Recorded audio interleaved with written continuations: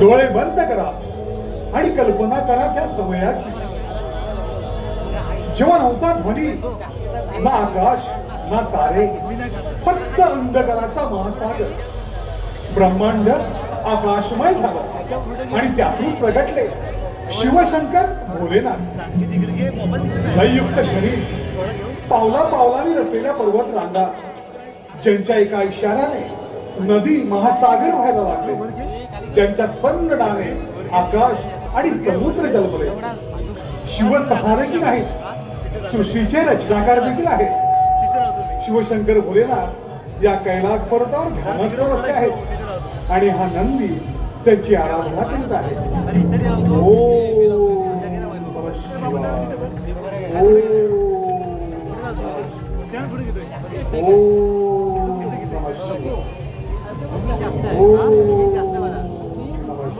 नंदी स्वामी, तुमच्या या मंत्र पुष्पाने मन कसं प्रसन्न झालं, तरी या सृष्टीच्या कल्याणाकरिता आम्हाला प्रस्थान करावंच लागणार आहे. काही समजलं नाही. नंदी, सृष्टीच्या कल्याणाकरता? होय नंदी, त्या सृष्टीच्या कल्याणाकरिता आम्हाला 12 वर्ष तपश्चर्येसाठी जावंच लागणार आहे. तपश्चर्यासाठी? नंदी, त्या सृष्टीच्या कल्याणाकरिता आम्हाला प्रस्थान करावंच लागेल. तुम्ही या गडाची राखण करा. ठीक आहे. आम्ही प्रस्थान करत आहोत. येतो.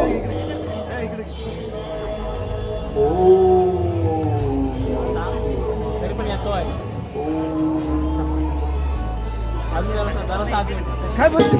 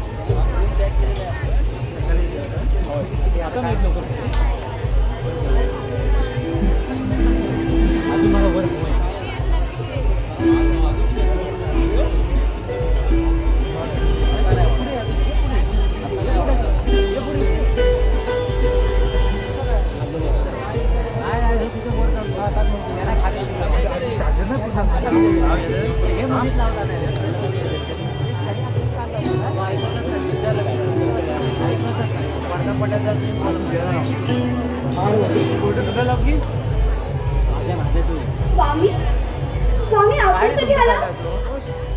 स्वामी, आपणास पाहून माझं मन अगदी प्रसन्न झाले स्वामी. स्वामी, आपल्याला पाहून ना मला अगदी आनंद झाला बघा. आनंद तर तुझ्या चेहऱ्यावर दिसतच आहे. अशा या आनंदाच्या क्षणाला एखादं पवन घेऊन जाऊ. स्वामी, मी तुमची ही इच्छा नक्कीच पूर्ण करेन. कशी तुझी इच्छा? हो स्वामी. देवा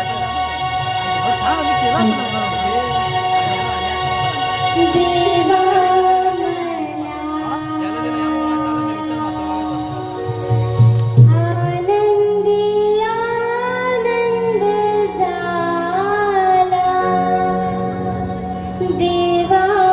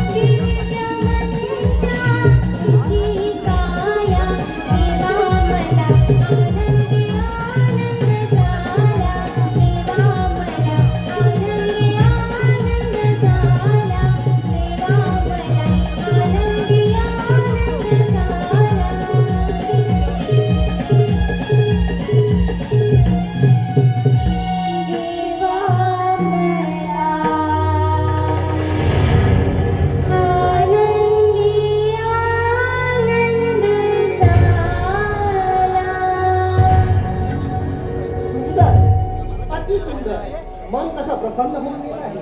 होय ना स्वामी? सखे, हं. मी तपश्चर्यासाठी जात होतो, म्हटलं आपण भेट घ्या. स्वामी, आता आपण आलात आहात तर भोजन करूनच जा. जशी तुझी इच्छा. हो स्वामी, चला. चला तर.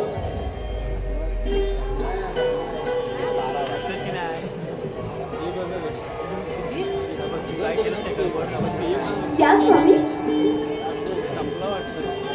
स्वामी, आपण माझी इथेच प्रतीक्षा करा. मी आपणास भोजनालय घेऊन आली. जशी तुझी इच्छा. हो स्वामी.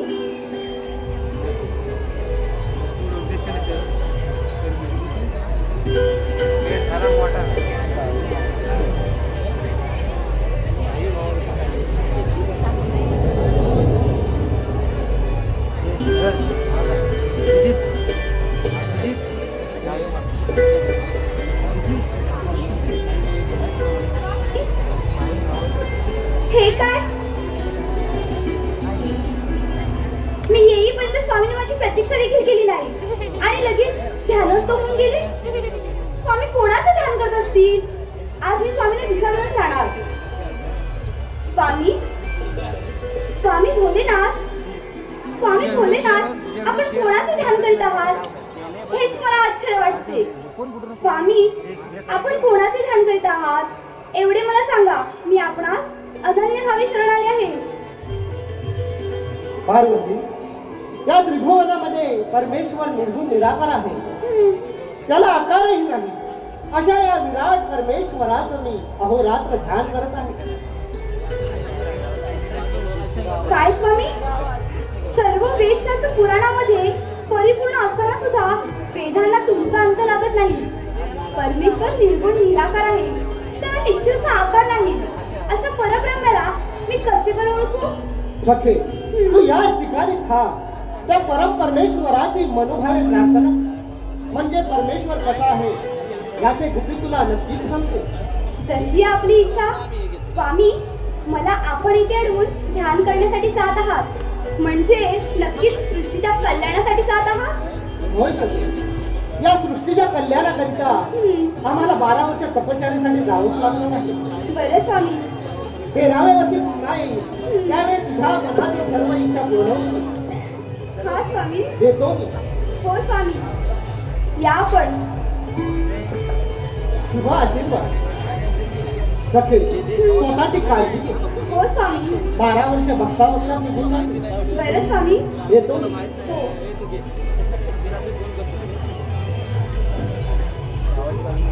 स्वामी तर मला न सांगता निघून गेले. पण परमेश्वर निर्गुण निराकार आहे. त्याला निश्चित असा आकार नाही. अशा परब्रह्माला मी कसे बरं ओळखू? काय बरे करावे? मला तर काही सुचतच नाही. नुसती चिंता लागून गेले. काय करू? स्वामी तर न सांगता निघून गेले. काय बरं करावे? बघता बघता पार्वती महाराज शिवशंकर यांचे ध्यान लागले. म्हणजेच सृष्टीच्या कल्याणाकरता 12 वर्ष तपश्चर्या करण्यासाठी निघून देखील गेले.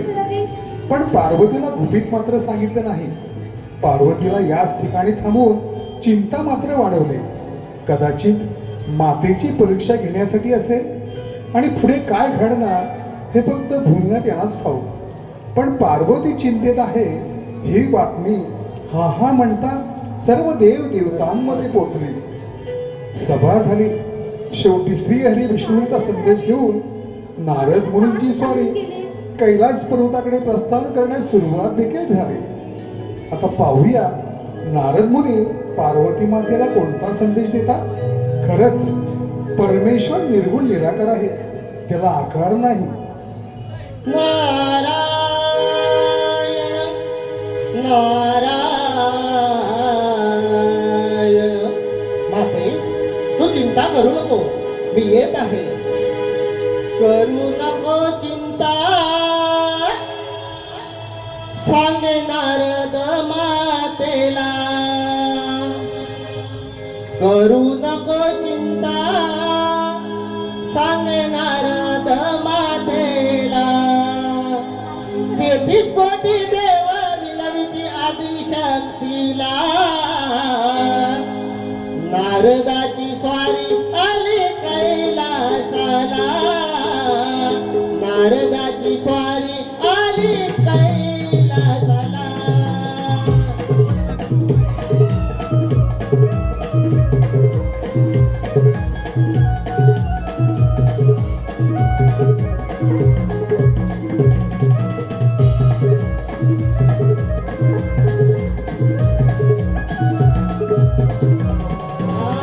करू नको चिंता सांगे नारद मातेला करू नको चिंता सांगे नारद मातेला तेहतीस कोटी देव विनविती आदिशक्तीला नारदाची स्वारी आली कैलासाला नारदाची स्वारी आली कैलासाला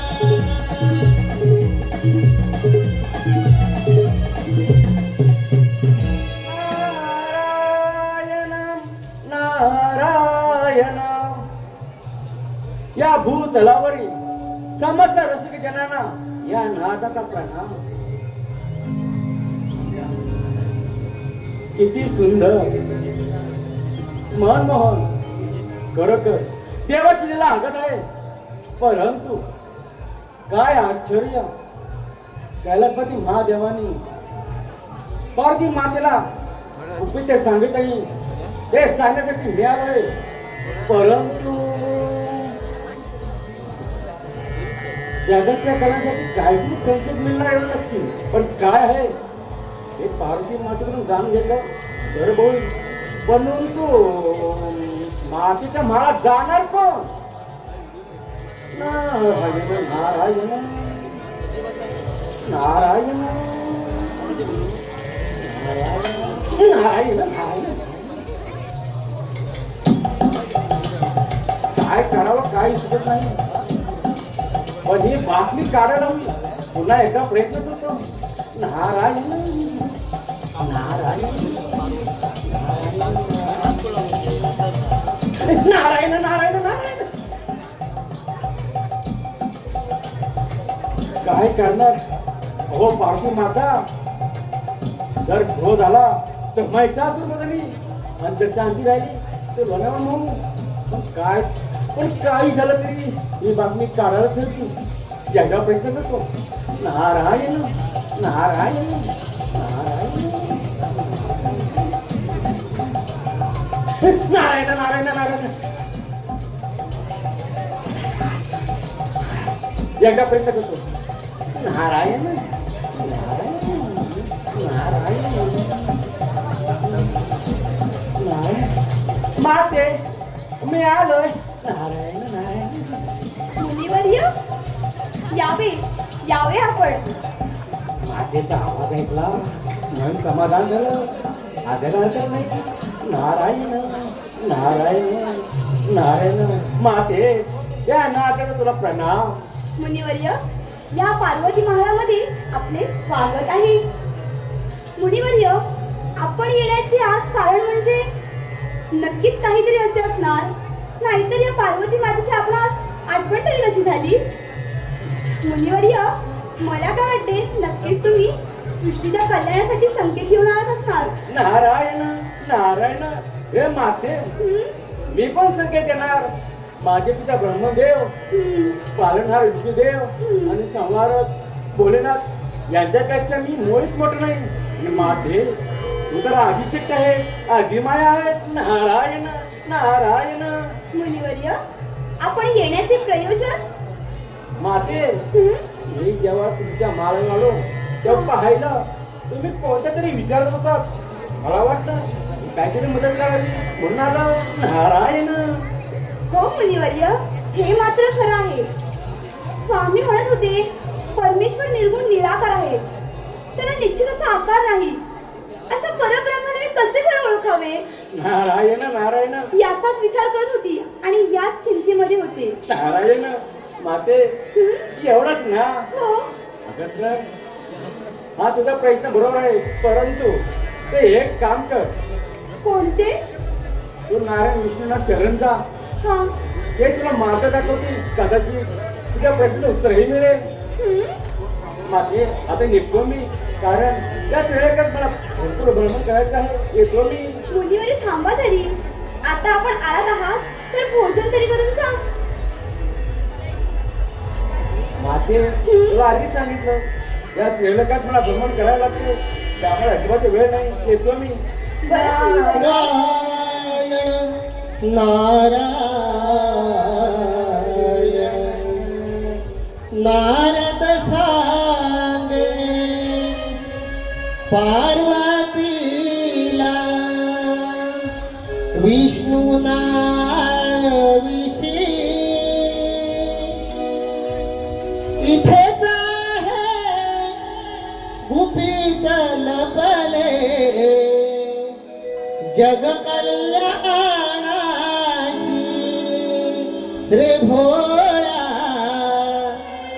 जग कल्याणाशी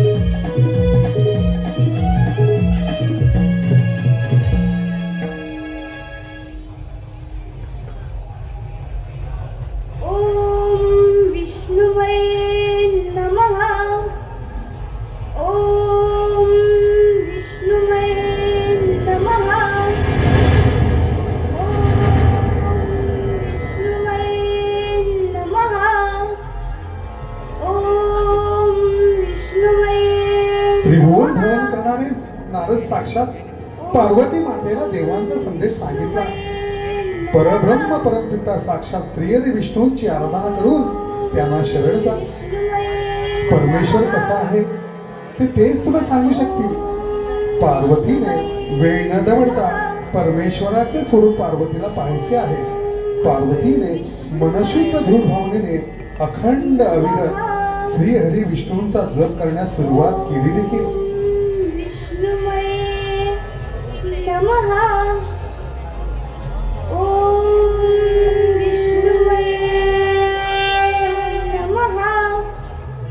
या आदिमाई शक्ती पार्वती ते नको एक चित्ताने भक्ती केलीस. हा श्रीहरी तुझ्यावर प्रसन्न आहे. बोल माते, तुझी काय इच्छा आहे? देवादी देवा नारायणा, या पार्वती मातेचा आपणास दंडवत प्रणाम. शुभम भवतु. सर्व वेदशास्त्रांचा परिपूर्ण असताना सुद्धा वेदांना तुमचा अंत लागत नाही. परमेश्वर निर्गुण निराकार आहे, त्याला निश्चित असा आकार नाही. अशा परब्रह्माला मी कसे पण ओळखावे, हीच माझी इच्छा आहे. हेच मला सांगावे. पार्वती, तू आदिशक्ती आहे. सर्व गुणाने तू परिपूर्ण आहे. सर्व जगाची तू स्वामिनी आहेस. सर्व ब्रह्मांड तुझ्या हाती आहे. तू त्याला नक्की ओळखू शकतेस. तुला पूर्वजन्मी एका महान देवताने तुला दृष्टांत दिला आहे. तुला तू ध्यान मग्न होऊन पूर्णपणे आठव, म्हणजे तुला परमपूज्याचे स्मरण होईल. नारायणा, मला त्या परमपूज्य देवाचे संकेत मिळत आहे, परंतु मला त्याचे पूर्ण असे ज्ञान नाही. त्यामुळे आपणच मला योग्य मार्ग दाखवावा, हीच माझी इच्छा आहे. पार्वती, योग्य ते पार्वती, तू आता असे कर, 16 अंगाची मलिका हा? याची मूर्ती बनव. भाद्रपद चतुर्थीला विधीपूर्वक पूजा कर, ध्यान धारण कर. त्या मूर्तीमध्ये मी लीन होईल. मूर्ती साजिवंत होईल. त्या मूर्तीचे नाव आपण गणेश असे देऊ. बरं मुनिवर्य, जशी आपली इच्छा. कार्याला प्रारंभ कर. शुभम भवतु. हो मुनिवर्य.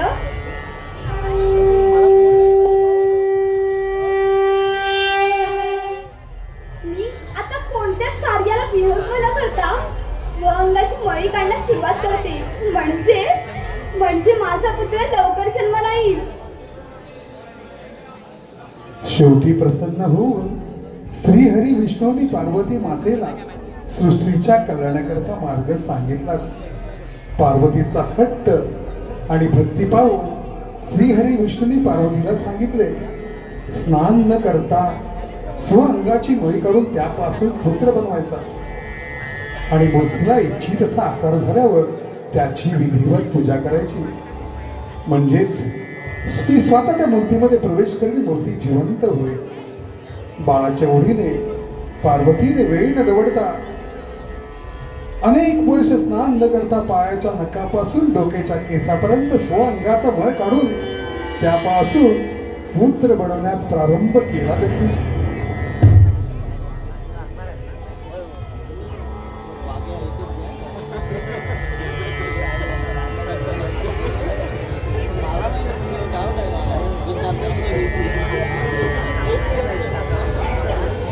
माझं बाळ लवकरच साजीवंत होऊ दे. मी माझ्या कार्याला अजिबात विलंब करणार नाही.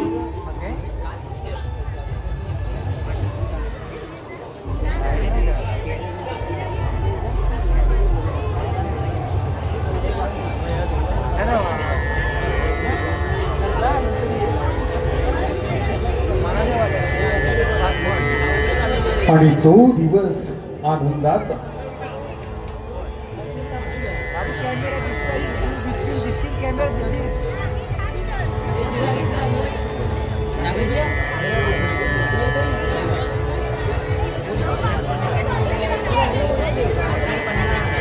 आणि तो दिवस आनंदाचा. बघता बघता माझं बाळ जिवंत देखील झालं.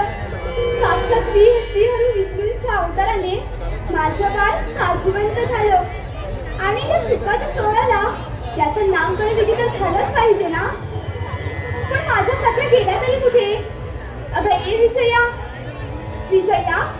अगं ए विजया, तुम्ही आहात तरी कुठे? या गणेशाच्या पाळण्यासाठी या पडेवाडीतील 4 मुली किंवा मुलांची या ठिकाणी गरज आहे. माझं बाळ, माझंच बाळ रे तू. काय रे लबाडा, काय एवढा हसतोस आणि काय झालं रे तुला? जया, अगं ए विजया, तुम्ही आहात तरी कुठे? आज माझ्या बाळाचा नामकरण सोहळा आहे. तुम्ही येताय ना? काय रे, आज कोणाचं नाव ठेवायचं? या लबाडाचं होणार रे? काय रे ए बाळा, तू असं शांत नको ना राहू रे. काय रे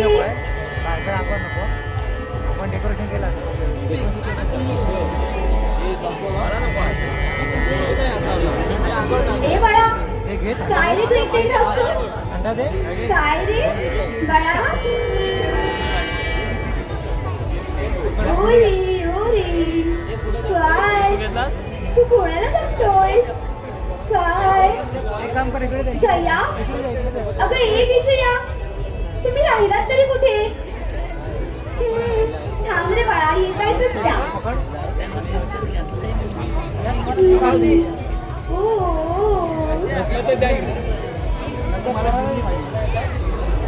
जया, काय ग, तुम्ही होतात तरी कुठे? हो ना, तुला माहित आहे ना, आज नामकरण सोहळा आहे या घरचा.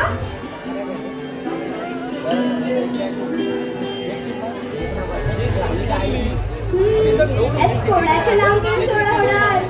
माझ्या बाळाचा. अरे हो रे राजा, तुझाच.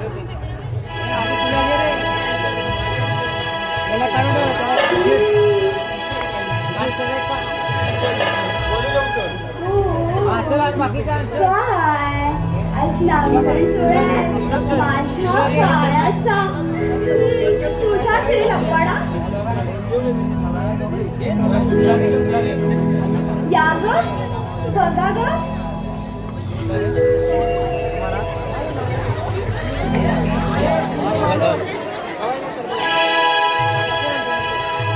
हलवाना कुणी झुलवाना, गणेश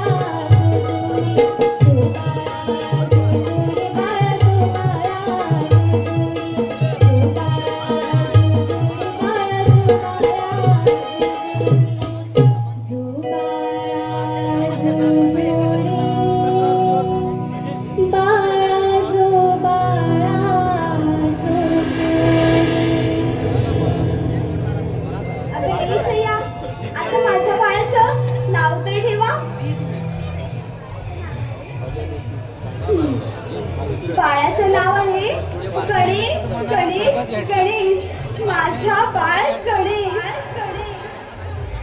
चला पोरी, हो हो या ग. गणेशा, तुझं नाव काय आहे? गणेश, माझा पुत्र गणेश. काय झालं रे? गणेशा, गणेशा, काय रे असा एकटा का असतोस? काही झालं काय रे? ओ गणेशा,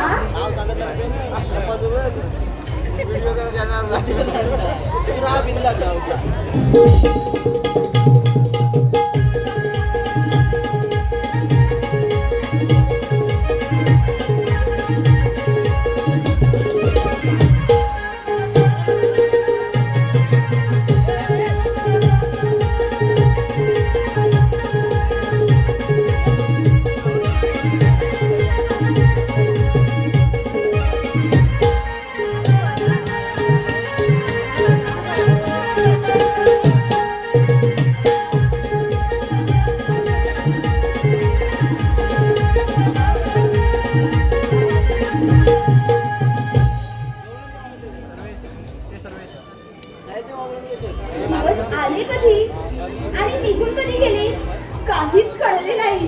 बघता बघता माझा पुत्र देखील कधी मोठा झाला काही सुद्धा मला कळले नाही. पण माझा पुत्र आहे तरी कुठे? गणेशा, ए बाळ गणेशा, ए माझ्या बाळा, अरे लवबाळा, तू आहेस तरी कुठे? काय रे, हा कुठे गेला तरी कुठे? आईला न सांगता हा गेला कुठे? गणेशा, नमः नमः, ओम नमः नमः, ओम नमः नमः. माते, मी आलो. जन्मजन्मीची इच्छा पूर्ण झाली आहे. माते तू मला जन्म दिला आहेस. होय बाळा, तूच माझा महागणेशाचा अवतार आहेस रे बाळा. माते मी महागणेश नाही, मी गणेश, गौरीपुत्र गणेश. होय माझ्या बाळा, तूच माझा पुत्र आहेस, गौरीपुत्र गणेश. पुत्र गणेशा, पण तुला एक ठाऊक आहे का रे? काय ग माते? ये इकडे. सावकाशा बाळा, ये बस तिथे. पुत्र गणेशा, ये बस खाली. हा ऐक, हा तुझ्या प्राप्तीसाठी मी एक व्रत केले होते. ते कोणते? ऐक, त्यासाठी मी स्नानगृहामध्ये जात आहे. त्यामुळे तू एक काम कर, या महालाच्या आतील मनुष्य किंवा प्राणी बाहेर जाऊ देऊ नकोस आणि बाहेरील मनुष्य किंवा प्राणी आत येऊ देऊ नकोस, म्हणजे माझ्यापर्यंत कोणी पोचणार नाही. हो माते, तुझ्या आज्ञेचे पालन करेन. तू निश्चित राहा. हो बाळा गणेशा, थांबा, तुझ्यासाठी मी एक उदंड घेऊन येते. इथेच थांब, आलेच मी.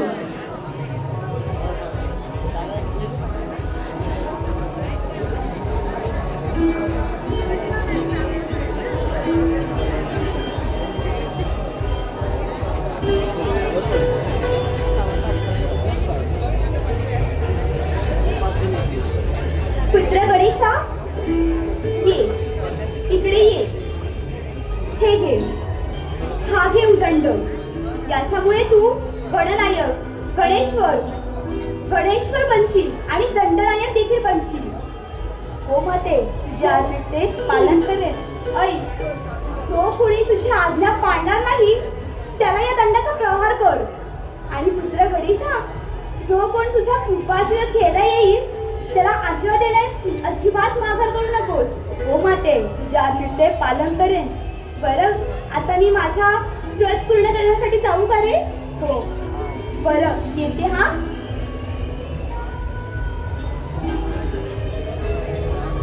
पण पुत्र गणेशा, तुला भूक लागली असेल ना रे? हो माते, भूक तर लागलीच आहे, पण माझ्याशिवाय कोण जाणेल? हो रे माझ्या बाळा, मी तुझ्यासाठी फराळाचे ताट घेऊन येते. आलेच मी.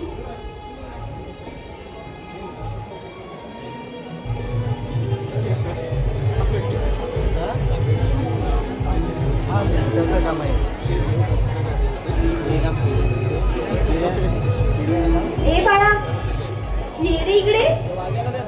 ये बस इकडे. सावकाश बाळा, हे घे.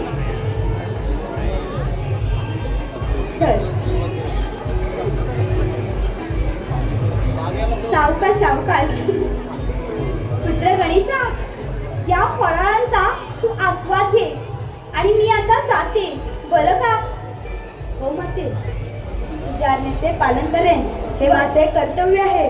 बरं बरं, येते हा मी.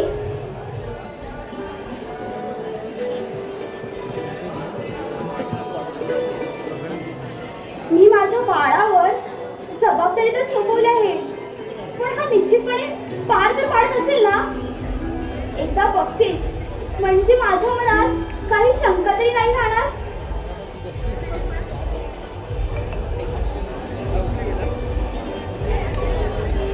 अगदी निश्चितपणे पार पडतोय.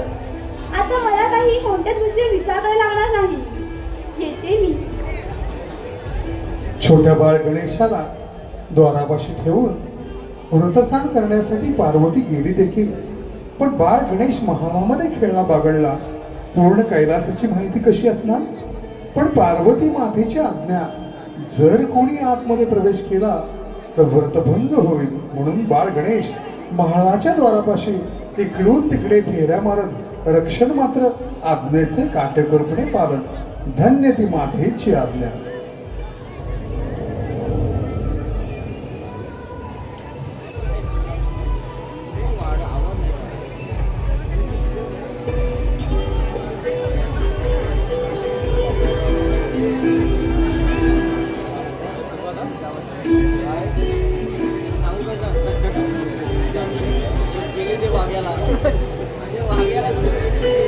सुनील तुकाराम पडे व रमेश गोताड पडे संपूर्ण कार्यक्रमासाठी 100 रुपयाचं पारितोषिक आलेलं आहे.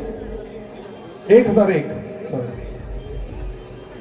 त्याचप्रमाणे भूषण पडे पहिलं जे गाणं झालं त्यासाठी त्यांनी 110 रुपयाचं पारितोषिक दिलेलं आहे.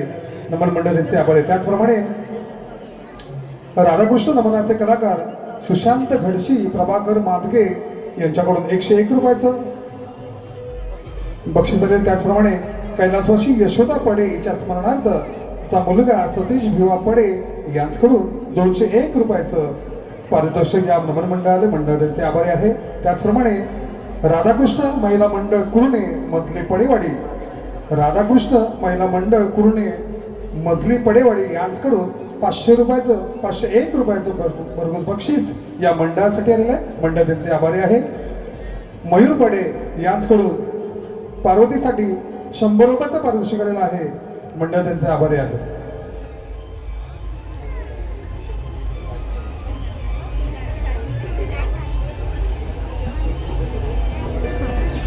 भूषण पडे गार्गी भितले आर्या भितले साई पडे वैभव पडे यतीन पडे यांच्याकडून गायकासाठी 100 रुपयाचं पारितोषिक मंडळ त्यांचे आभारी आहे.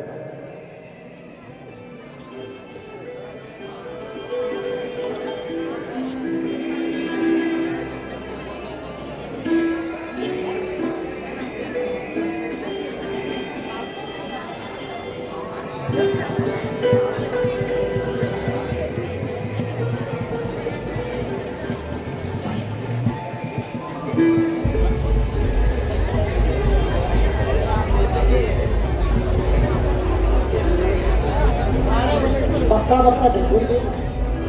13व्या वर्षी पुन्हा आलो. मला पाहून पार्वतीच्या मनाला किती आनंद झाला असेल.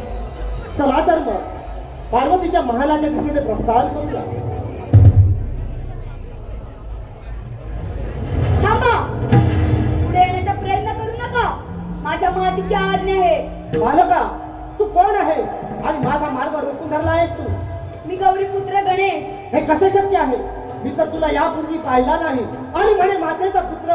हे बालका, तू माझ्या मार्गातून बाजूला हो, नाही तर नाहीतर काय? मातेने सांगितले आहे रक्षण कर आणि तुम्ही म्हणता बाजूला हो. हे कसे शक्य आहे महादेव? मूर्ख बालका, तुला माझ्या शक्तीचा परिचय नाही. हे संपूर्ण त्रिभुवन माझे आहे. मी केव्हाही कुठे भ्रमण करू शकतो. तू तर मग एक अज्ञान बालक आहे. तू माझ्या मार्गातून बाजूला हो, नाही तर तुम्ही किती विनंती केलात तर मी आज जाऊ देणार नाही. माझ्या मातीची आज्ञा आहे आणि आज्ञा बाळगणारा मी गणेश आहे. हे तुम्ही ठीक आहे. लक्षात ठेवा. ठीक आहे, तू तसा मागे हटणार नाहीस तर हा माझ्या नंदी आणि शिवगणात तुझा परिचय घेते. पाठवा त्यांना, त्या दंडाने समाचार घेईल. नंदी शिवगण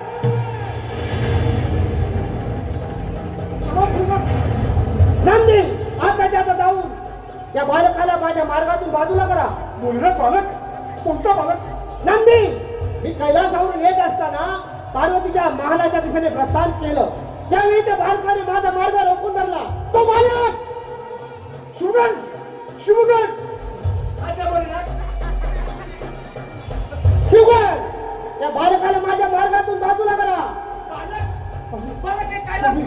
आमच्या 12 वर्ष कधी बालकाला पाहिलाच नाही. मी माझ्या डोळ्यानं पाहिला आणि तुम्ही म्हणताय बालक? जा आताच्या आता जाऊन त्या बालकाला माझ्या मार्गातून बाजूला करा. बालक आपण काय तेच पाहण्यासाठी आपल्याला जायचं आहे. नंदी, जा. मी जातो, तुम्ही उभे राहा.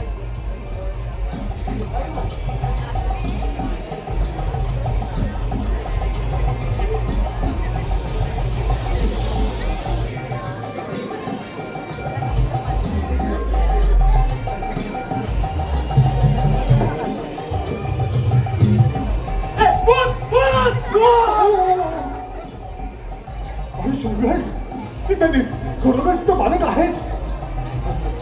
पण हे कसं शक्य आहे? कसा शक्य आहे? हा खरंतर बालक हा कोणतरी मायावी आहे. मायावी राक्षस बघूया पाहूया चला या मार्गातून त्याला बाजूला करूया चला तर.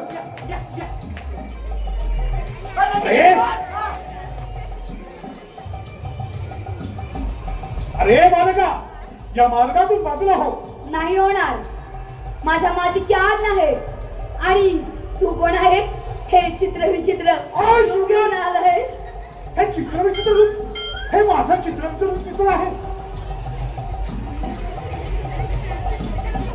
असं वाटतं कोण म्हणाल तुम्हाला? कोण म्हणाल? शिवगण या बालकाला त्वरित या दारापासून हाकलून देऊया. ही कामगिरी तो निर्धारी आपल्यावर सोपवलेली आहे. चला तर. अरे बालका तू कोणीतरी मायावी राक्षस असला पाहिजे. या मार्गातून बाजूला हो. नाहीतर या नंदीशी तुला सामना करावा लागेल. तुमच्याशी बालक आहे, लहान आहे हो. वा पण काय करा, मला लागले भूक. मी काय करतो, त्याला खाण्यात गुंततो. तुम्ही त्या बाजूला अरे वा वा वा शिवगण असंच करूया आपण. चला तर. इथं थांबा. नंदिकेश्वर,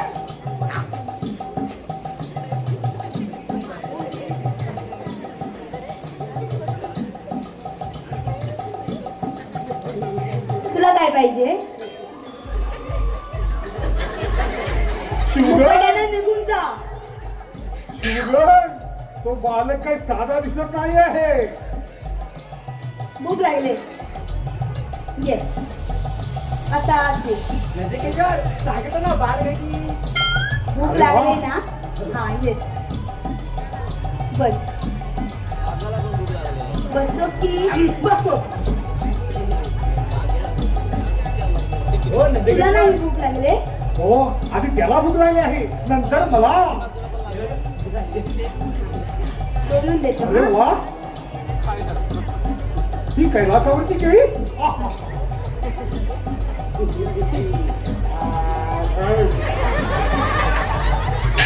शिवगण शिवगण रस्ता मोकळा झाला नाही. भोलेनाथांचा कोप होईल. अरे बालका काढू काय? शिवगण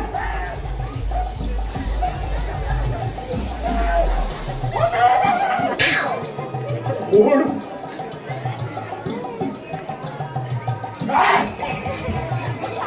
कुठे आलोस? अरे, शिवगण मुकाट्याने निघून जा. माझ्या मातीची आज्ञा आहे. अरे तुझी माता कोण? जो माझ्या मातेला ओळखत नाही त्याला माझी ओळख का सांगू? अरे नंदिकेश्वर. पण बालक हा इथे आलाच कसा? अरे वेळ तर आमचे 12 वर्ष तपश्चर्यासाठी गेले होते आणि तू मायावी राक्षस या ठिकाणी या दरवाजापाशी कसा शक्य आहे? महादेव, महादेव खरं सांगितलंय. आज कोणतरी रुमाला लावलाय. नंदिकेश्वर, याची चिंता करावं. चला. आज स्वीकार नारायण.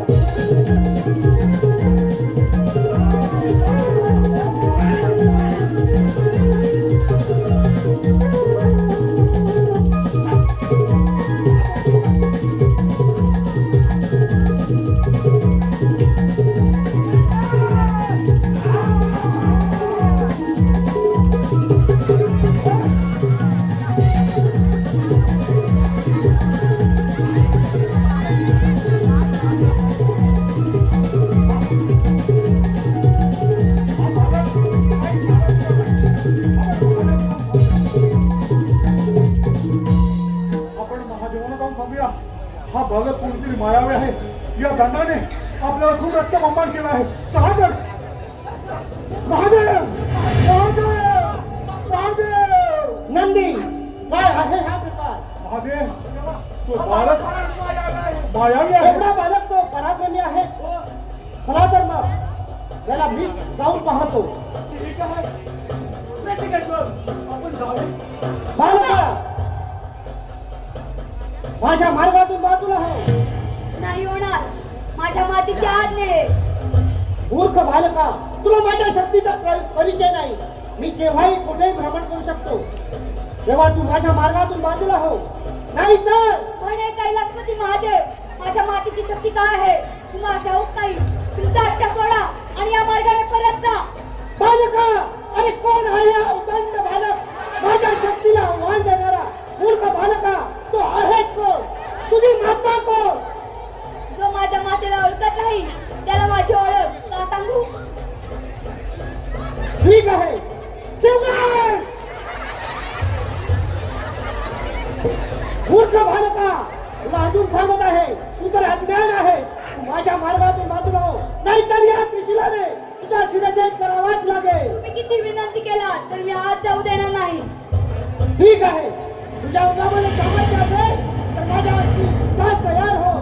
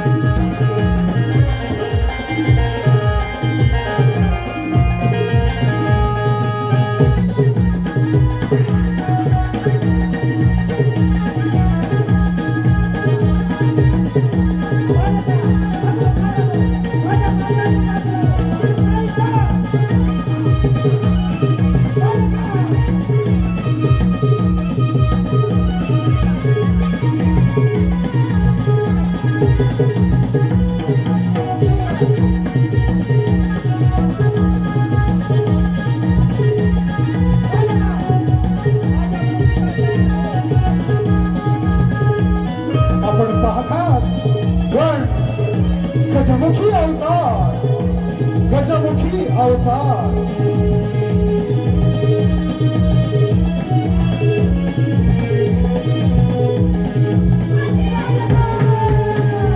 गजमुखी अवतार, गणेशाचा गजमुखी अवतार.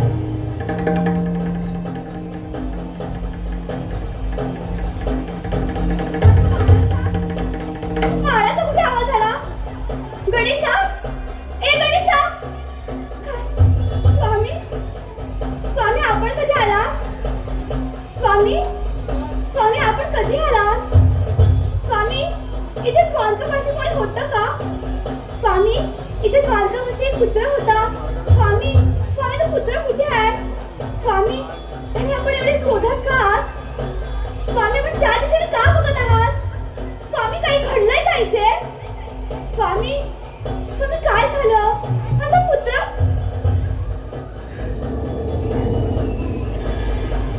गणेशा, माझा माझा पुत्र आहे ना? स्वामी, स्वामी काय केलं तुम्ही? स्वामी, गणेशा! ए बाळा, ए बाळा, हे बघ तुझी माता आवाज देते. ए गणेशा, गणेशा उठ ना रे, गणेशा! ए बाळा, हे बघ तुझी माता आली. स्वामी, स्वामी काय हा प्रकार? पार्वती, शांत हो. मी कैलासावरून येत असताना त्या बालकानं माझा मार्ग रोखला. पुढे कितीही विनवण्या केल्या तरी आपण हट्ट सोडला नाही. शेवटी मला त्याचा शिरछेद करावाच लागला. नाही स्वामी, स्वामी तुम्ही माझ्या पुत्राचा घात केला. गणेशा! हे पुत्रा उठ नाही. ही बघ तुझी माता. ए गणेशा शोक आवर आणि शांत हो. स्वामी माझा पुत्र. ए गणेशा!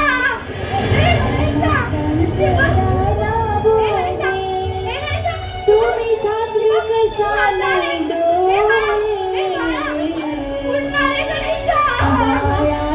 शिर उडविले शिर उडविले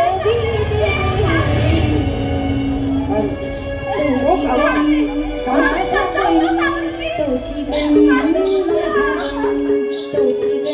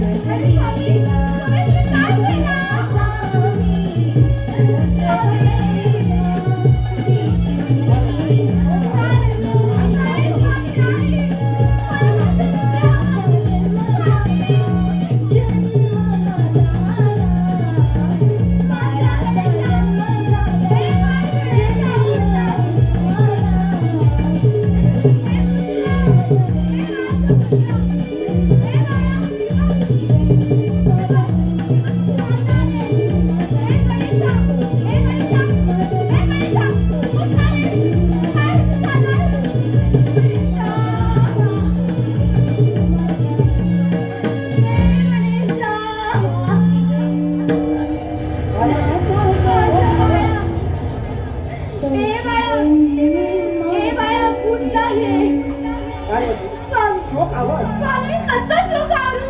कशी शांत होऊ स्वामी? मी कशी शांत होऊ? पार्वती, मी ज्या वेळी हात येण्याचा प्रयत्न केला त्याच्या वेळी या बालकानं माझा मार्ग रोखून धरला. शेवटी मला त्याचा शिरछेद करावाच लागला. स्वामी तू माझ्या आज्ञेचे पालन करता. माझ्या आज्ञेचे पालन. स्वामी स्वामी त्याला मी माझ्या स्वअंगापासून बनवलं. त्याचा पुतळा केला. साक्षात विष्णू त्याला साजिवंत केला. आणि स्वामी तुम्ही याचा घात केला. शोक आवर, आपला पुत्र कार्तिकी असताना आपल्याला पुत्र प्राप्ती होणे हे विधिलिखित नसतानाही आपल्याला पुत्र प्राप्ती होणे हे मी भाग्य समजतो. पार्वती, शोक आवर, मी पुत्र गणेशाला जिवंत करेन. माझ्यावर विश्वास ठेव. स्वामी जर माझा पुत्र जिवंत झाला नाही तर या संपूर्ण विश्वाचा मी सत्यानाश करेन.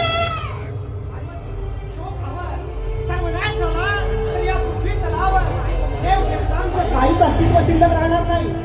देव देवता जल मानव या सगळ्यांना विश्वास करेन. स्वामी मला माझा पुत्र जिवंत पाहिजे.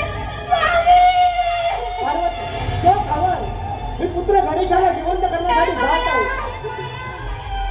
स्वामी माझा पुत्र मला पाहिजे. स्वामी गणेशा ते गणेशा उठला रे. माझा पुत्र स्वामी माझा पुत्र गणेशा कशी राहू मी तुझ्या विना गणेशा.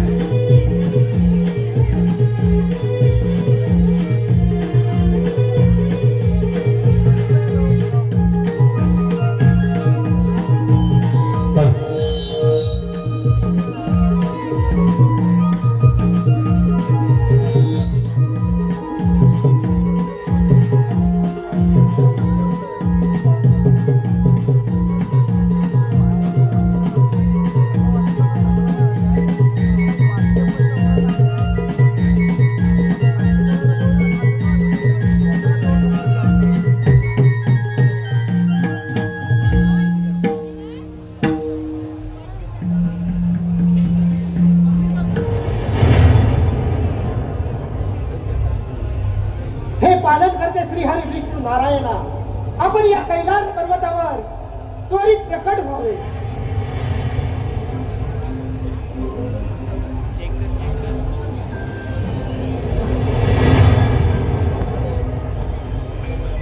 हे साम सदाशिव त्रिनेत्रधारी निलकंठेश्वर या श्रीहरीचा आपणास दंडवत प्रणाम.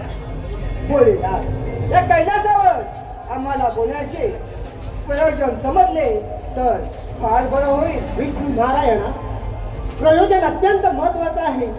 त्यासाठी आपलं सहकार्य हवं आहे आम्हाला. अघोर पाप तेही तुमच्यातून. भोलेनाथ, हे कसं शक्य आहे? विष्णू नारायणा, माझ्या हातून घोर पाप घडला आहे. त्यासाठी तुमचं सहकार्य हवं आहे मला.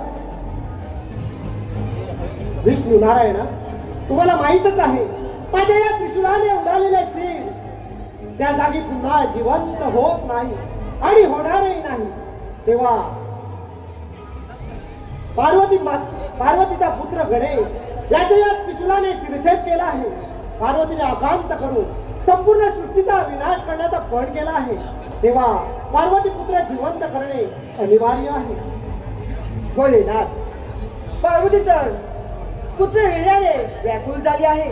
देवदेवतांचे अस्तित्व मिटवण्याचा पण केला आहे. सर्व देव भयभीत झाले आहेत.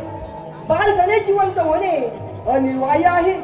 विष्णू नारायणा, तुम्हाला माहीतच आहे, पार्वतीचा जर कोप अनाव झाला तर या सृष्टीचा विनाश नक्कीच आहे.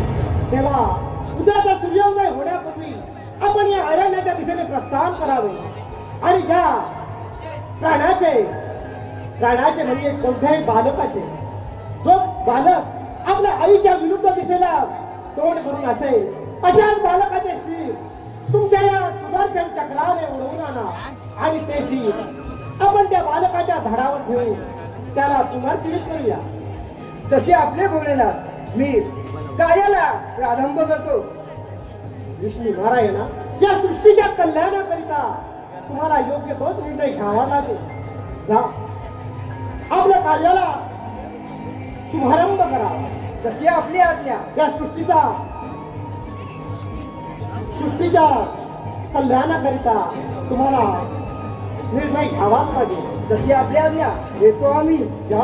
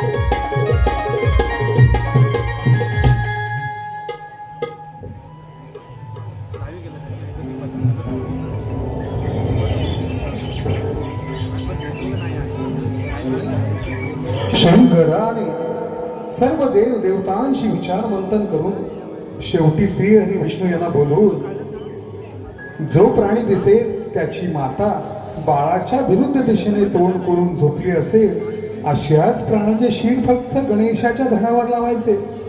महादेवाने सांगितलेली कामगिरी श्री हरी विष्णू सायंकाळीच अरण्याच्या दिशेने प्रस्थान केलं देखील. पार्वतीच्या आक्रोशाला कोण बरं शांत करणार? धन्य ती पार्वती माता. महादेवाच्या आज्ञाप्रमाणे अरण्यजनाने प्रस्थान केला आहे. चला अरण्यजनाने जाऊन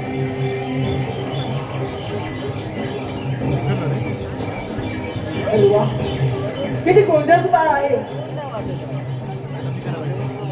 त्याच्या आईकडे किती निराघरच बघत आहे. तिथे शिचे करू शकत नाही. महादेवाच्या आज्ञेप्रमाणे बाळाचे शीर आणि आईचं शीर विरुद्ध दिशेला असले पाहिजे.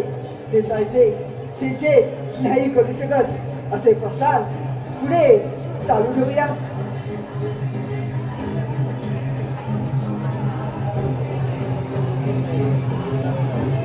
अरे वा, किती निराघस आणि गोंधळ. तिची आई आणि तिचे बाळ एकाच दिशेने बघत आहे. या जगकल्याणासाठी सृष्टीचे संकेत देत असेल तिथे तरी छेडछेड नाही करू शकत. असंच भ्रमण कार्य आपण चालू ठेवूया.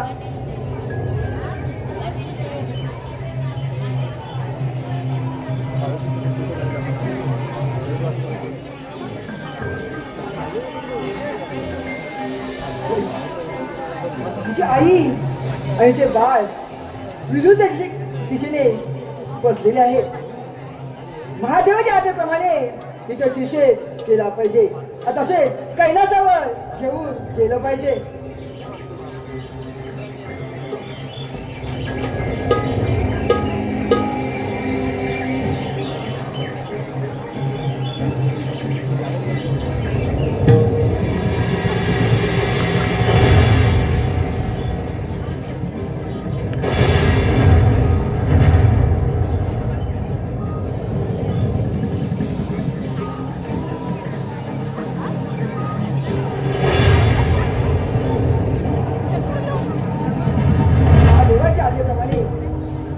निश्चित केला आहे तरी कैलासावर घेऊन गेलं पाहिजे.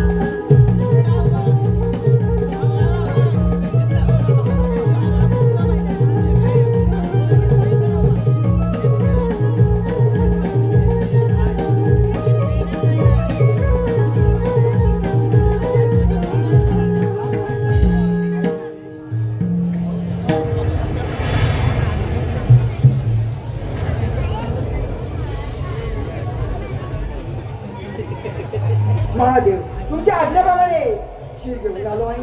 विष्णू नारायणा, या सृष्टीच्या कल्याणाकरिता आपण योग्य तो निर्णय घेतला. चला तर मग हे शिर त्या बालकाच्या धडावर ठेवून आपण त्याला पुनर्जीवित करूया. चला तर मग.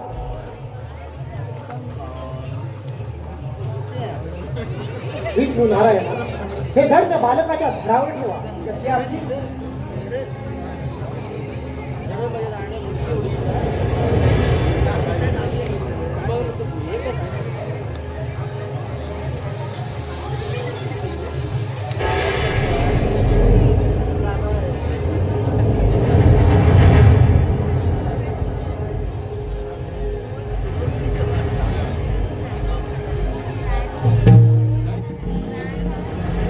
बोलिता माता पार्वतीला आवाज द्या.